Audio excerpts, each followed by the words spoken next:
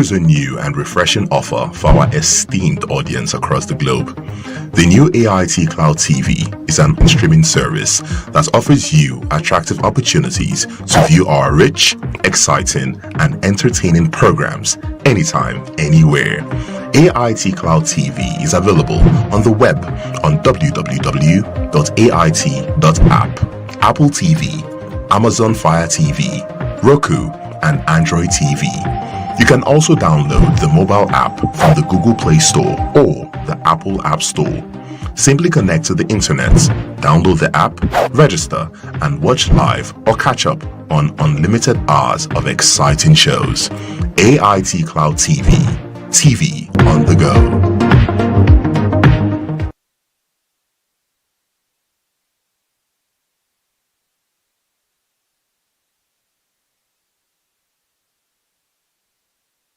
All right, welcome back to the program. Let's quickly take you through the press conference that was done by the World Bank Group. And David Malpass, the World Bank president, did talk about the outlook for the world. He did reiterate the challenges that the global economy is facing right now and how the World Bank Group is assisting to support member countries. You would also be taking a look at the answers of David Malpass to questions that were posed to him concerning Nigeria. And and Nigeria, in fact, he did mention the World Bank Group did say that Nigeria will grow at 2.8% this year. You will recall that in 2022, Nigeria's economy grew by an average of about 3%. So for the World Bank to say that Nigeria's economy will grow at 2.8%, that is a downgrade from what we have seen so far.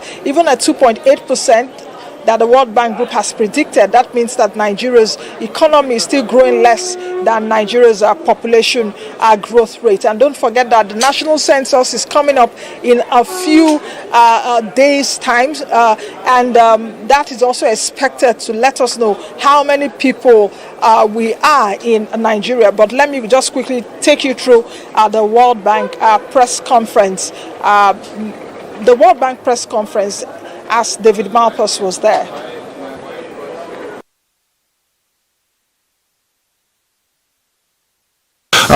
The meetings have been going well this week. There have been a lot of engagements. It's in the context of a global economy that's slowing in 2023. This owes to the persistence of inflation. Oil prices are high. Credit disruptions have occurred. And the world is in this long period of normalizing interest rates after a long period of artificially low interest rates. So it's going to take time for asset prices to adjust and also for capital flows to move to more productive uses. The best way out of this for the world would be to have policies that generate more growth, more production, better living standards for people, and of course that's what the World Bank goal is for developing countries. We need to break out of this cycle where the capital of the world is absorbed just in paying national debts and just in repaying people who already have money, and it needs to move into productive uses for new investment. Our reports show that the investment levels in developing countries are not adequate to increasing their growth, and in many cases are not even keeping up with the capital depletion that is going on in those countries. All of this is magnified against the poor, and that again is the mission of the World Bank, to see poverty alleviation, to see shared prosperity, and to see living standards go up in a sustainable way. That was the outcome of our discussions with our board on the evolution of the World Bank. We've embraced a long-standing effort now, months, and I won't go into all of the details for you, but I'll mention that there was clarity from the board on reaffirming the goals of alleviating poverty, that being, and of of boosting shared prosperity, and that's at the core of the work. And then it's done in a context. Progress toward those goals requires a stronger focus on sustainability, resilience, and inclusiveness. So those are now being implemented through the operations policies of the bank. Also, in this evolution process, we stated our commitment to enhance our operational model to strengthen our service to all clients. This involves middle-income countries as well as low-income countries. And there was also a convergence on ways to boost the financial capacity of IBRD, the International Bank for Reconstruction and Development, by lowering the equity to loan ratio to 19%. There's a hybrid capital pilot for capital market investors, and there's a scaled-up bilateral guarantee program. All of this combined can give as much as $50 billion of new financing by IBRD over the next 10 years. I do want to mention yesterday was a busy day here at the World Bank IMF spring meetings. I participated in and often co-chaired meetings on the MDB evolution, on the global roundtable on debt, where we looked seriously at ways to reduce debt. And let me mention several things that came out of that. One is the importance of timeliness in the process, that the investors really need some kind of confidence in how the process will proceed. There needs to be early information sharing, and IMF and World Bank will be sharing the debt sustainability analysis earlier in the process, and we're working on a note for the rules on that. There was a call for disclosure of contracts. Transparency is very important within this process. Also, discussion and agreement that there needed to be equal burden sharing among creditors as part of the restructuring process, and there'll be a workshop on that will start in May to discuss the techniques of that. Also, yesterday, in addition to debt and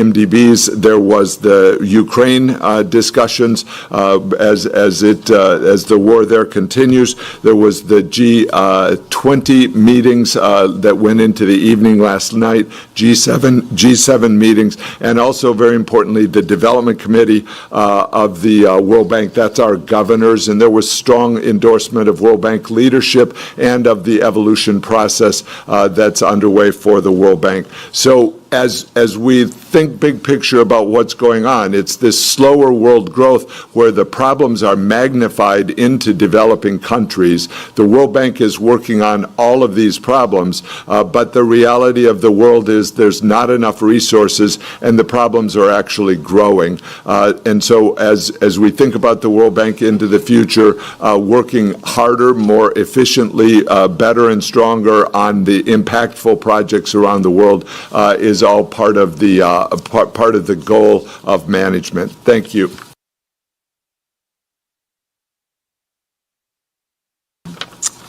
So for Nigeria, the growth was 3.3% in 2022 and 2.8% in 2023 within our forecast. And a high priority for the World Bank is shared prosperity in a sustainable way. And so as we think about Nigeria, there are many changes that are needed in order to allow that process to proceed.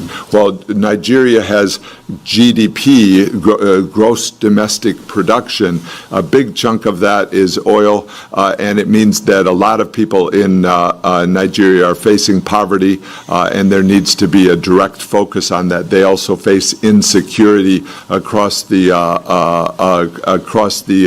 northern and western regions that are very challenging. And so World Bank is working hard within Nigeria, but also working to try to have an economic that can be more productive. That means Nigeria has trade protection that blocks the market development. They have a dual exchange rate that is very expensive for the people of Nigeria to maintain that dual exchange rate system. They have high inflation and not enough diversification of the economy to really make sufficient progress.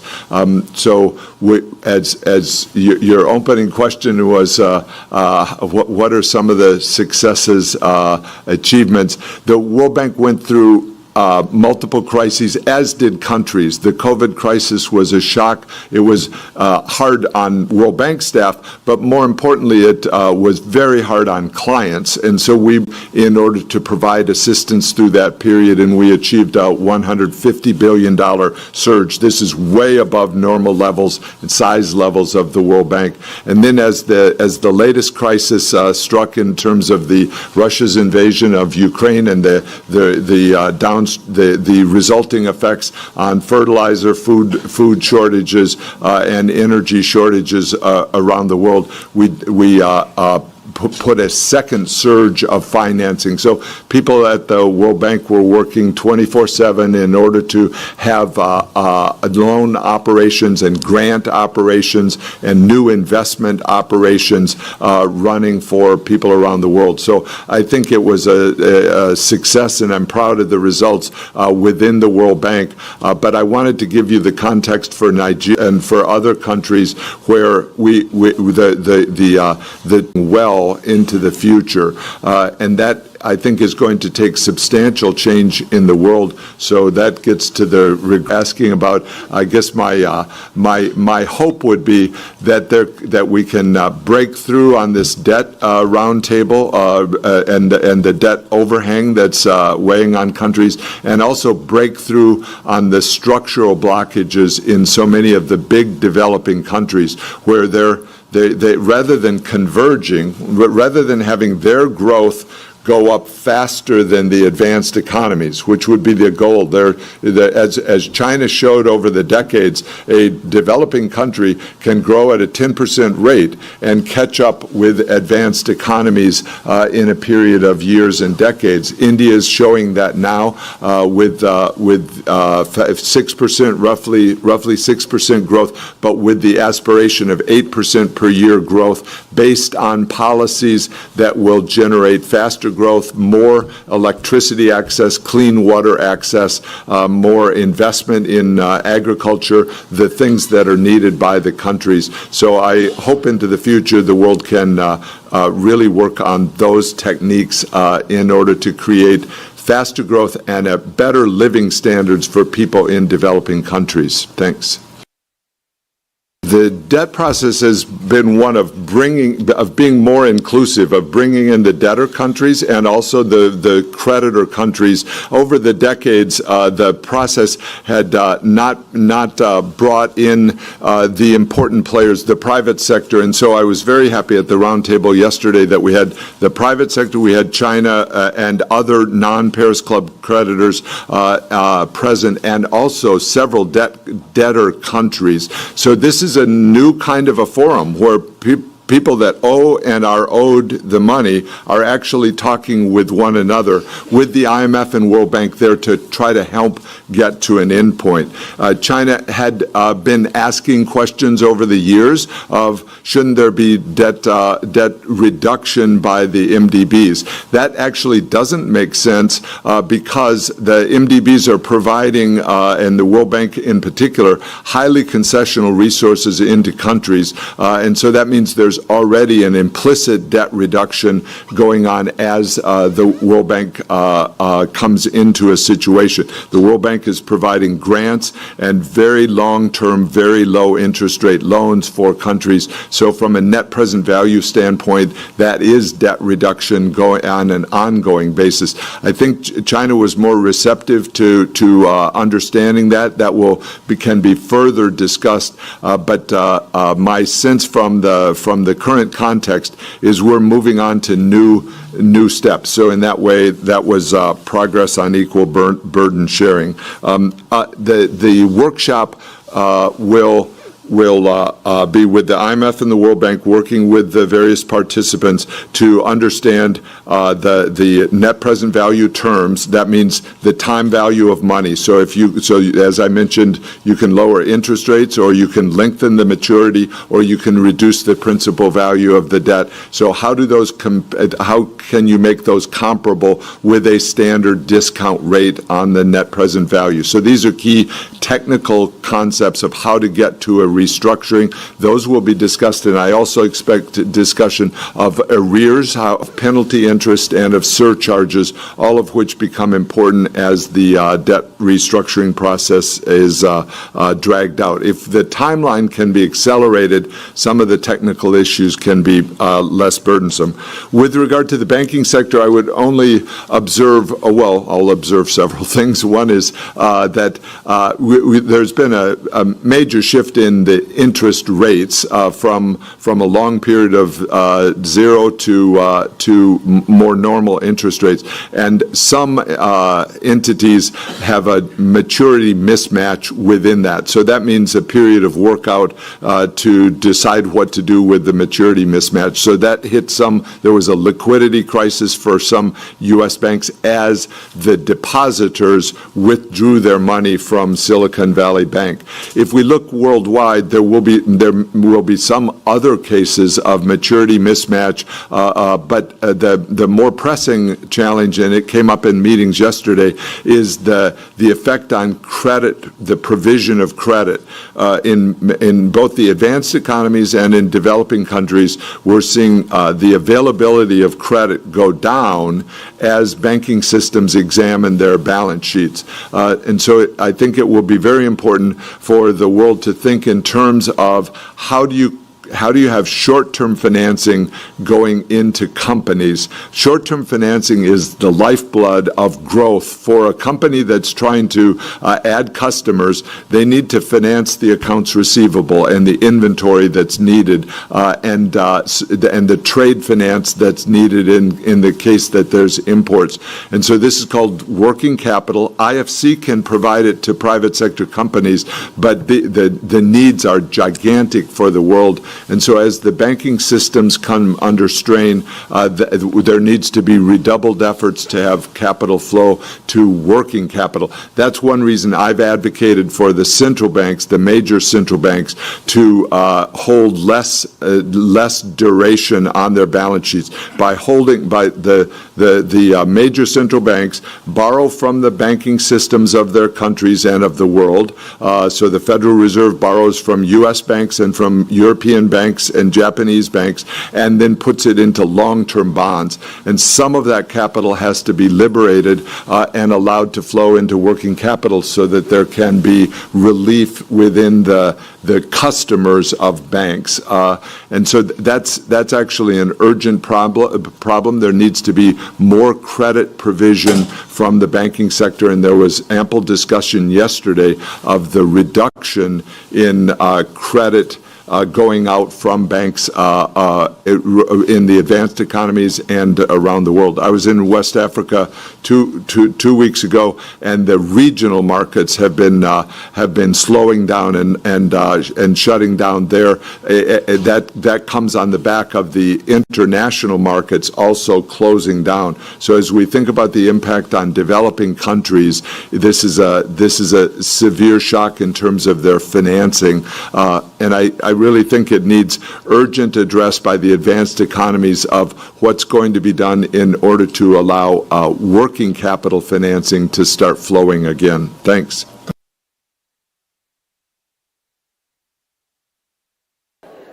All right, welcome back from that. At this point, let me quickly give you another excerpt from the International Monetary Fund press conference. In fact, it is a tradition. The World Bank president will give his own press conference. Journalists will be there to ask many questions regarding global economy, regarding also regional and country-specific questions.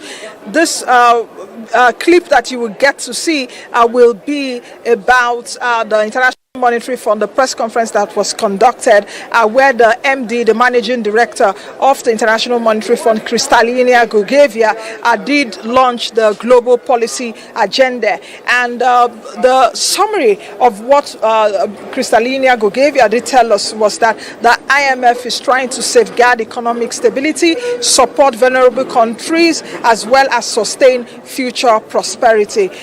Some of the questions that were asked included country-specific questions like Ghana. Of course, Ghana, you would know, is in so much economic distress at this time, and Ghana is requesting for a loan of about $3 billion from the IMF, and Kristalina Georgieva did answer that question specifically. So just take a look.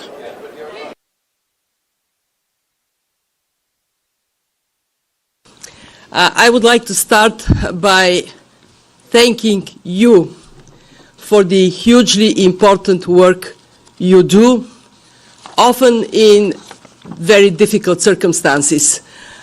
Far too many of your colleagues are persecuted. It is a tragedy for them, for their families, but it is also a threat to the very foundation of a vibrant society.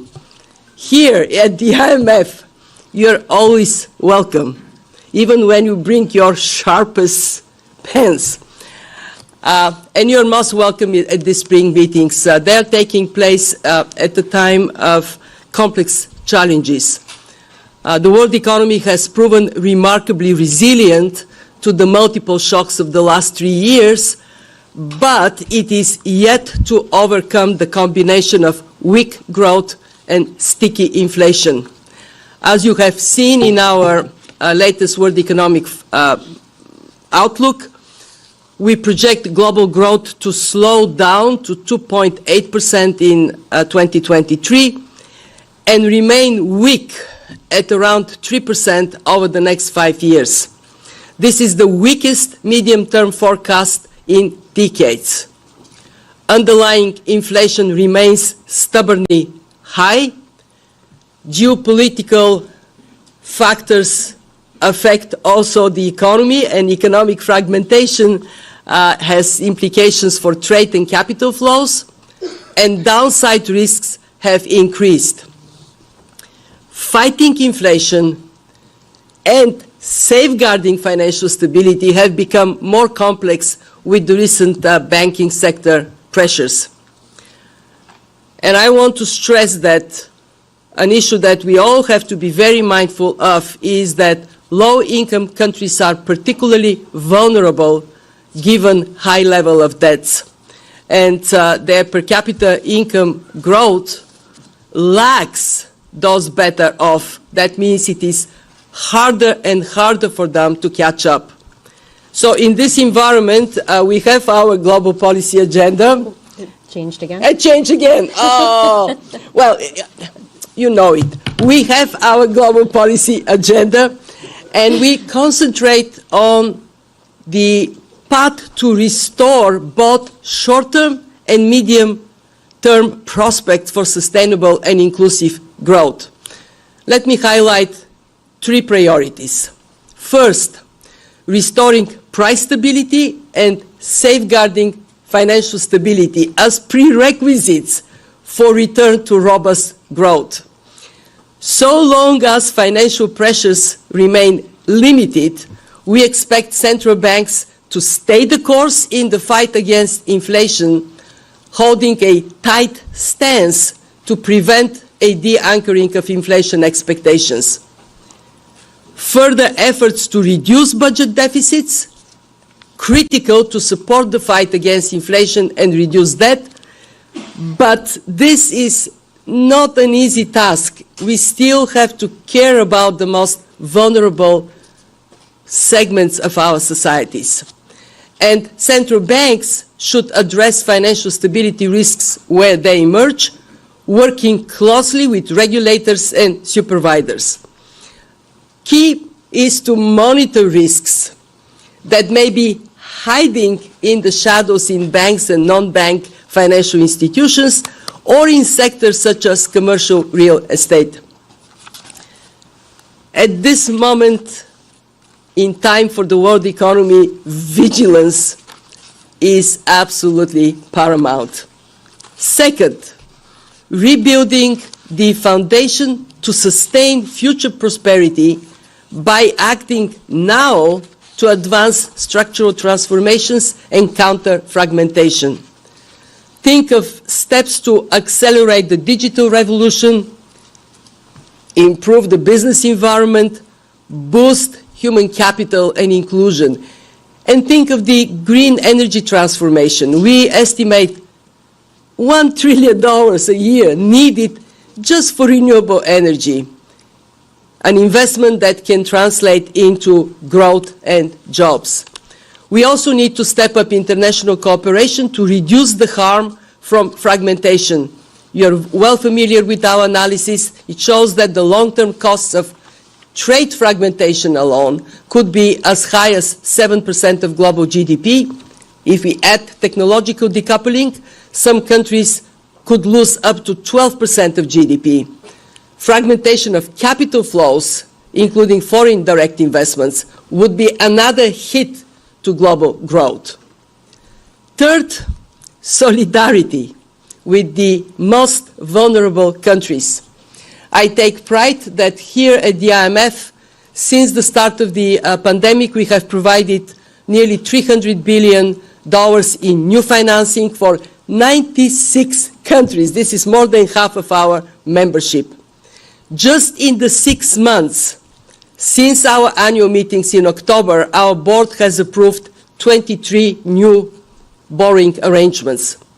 Nearly half of our financial commitments in the past 3 years have been done through our precautionary facilities, like the one we approved for Morocco last week. Much better to put a buffer and prevent a crisis than to have to respond to a crisis when it occurs. We have also stepped up support for vulnerable middle-income countries, including through a temporary increase of the amount members can borrow from the IMF. Recently, we have provided financing to countries such as Sri Lanka and Ukraine. And we have used our new tools to meet new challenges. Our food shock window is helping countries cope with the economic consequences of Russia's war in Ukraine, while the Resilience and Sustainability Trust is focused on long-term challenges such as climate change. We have 5 countries already benefiting from the RST. We have 44 expressing interest in it. Yet, for the most vulnerable members of our global family, additional support from the international community is essential. Us being here this week, we have to be mindful of our duties to them, and I want to make a double plea on their behalf. Help them resolve crushing debt burdens and help ensure that the IMF can continue to support them going forward. On the first, we now have the Global Sovereign Debt Roundtable.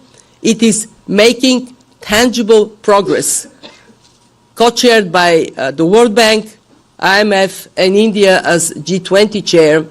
We have brought together public and private creditors as well as borrowers, first time all of them sitting around the table, to accelerate restructuring cases, including those under the G20 common framework, but also those that are not covered by the framework and are pressing. We met yesterday.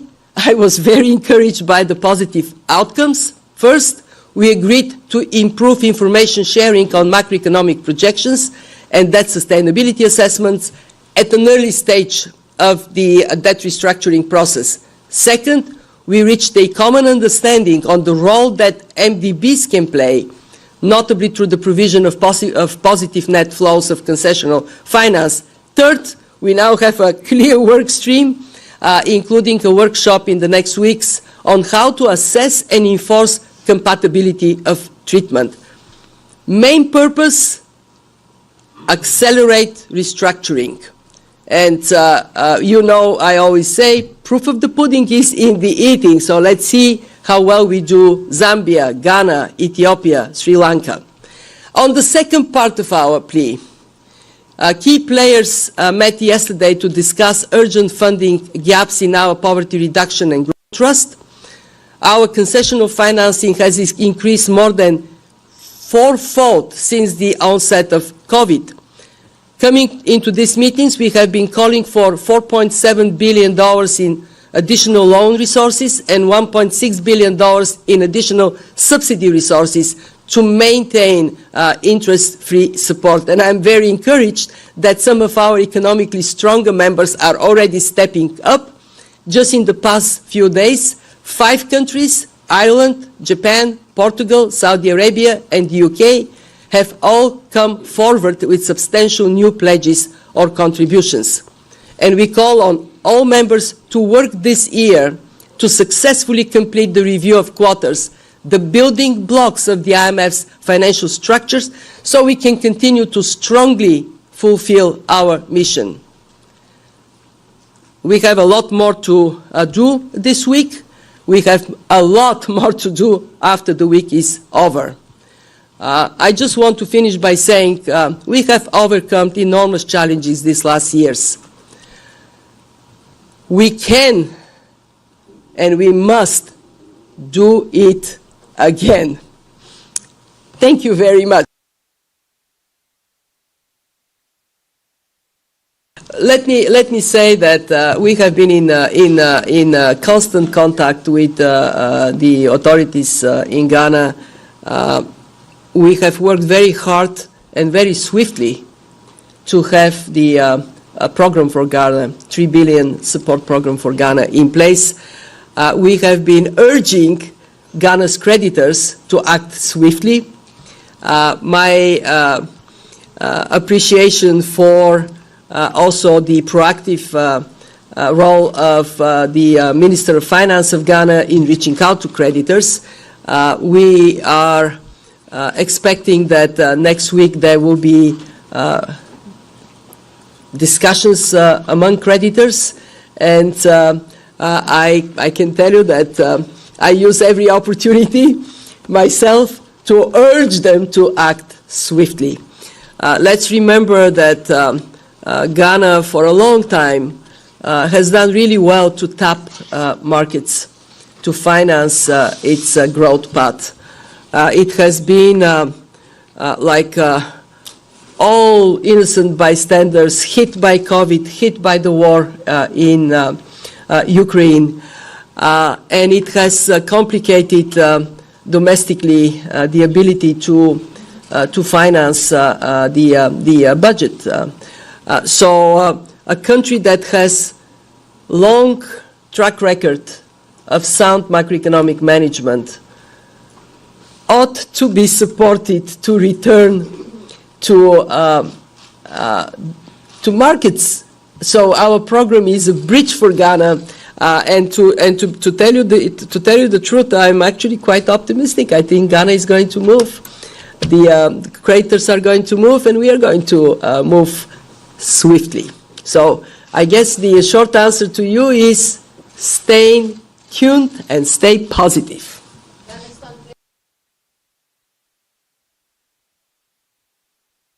All right, that's a wrap. Thank you all for joining us so far. I hope you don't get fatigued with all this back-to-back conversations that you've been seeing. Don't get fatigued, because it is the week, actually. So much has been going on here in Washington, D.C., where the IMF and the World Bank group host the rest of the world. They do host member countries, and trust us on this show, I will keep you up to the minute with everything concerning business, finance, and economy. What we've been doing on the program in the last couple of days is to give you a full picture of what has been happening here, broader conversations, and not just tidbits of what is happening, but you get to listen to how these leaders are thinking and the solutions that they are proffering. And I hope we've been able to do that, at least in the last couple of days. Be the best you can be the change that you want to see. I am Nancy Naji. I will see you all again next time. Bye now.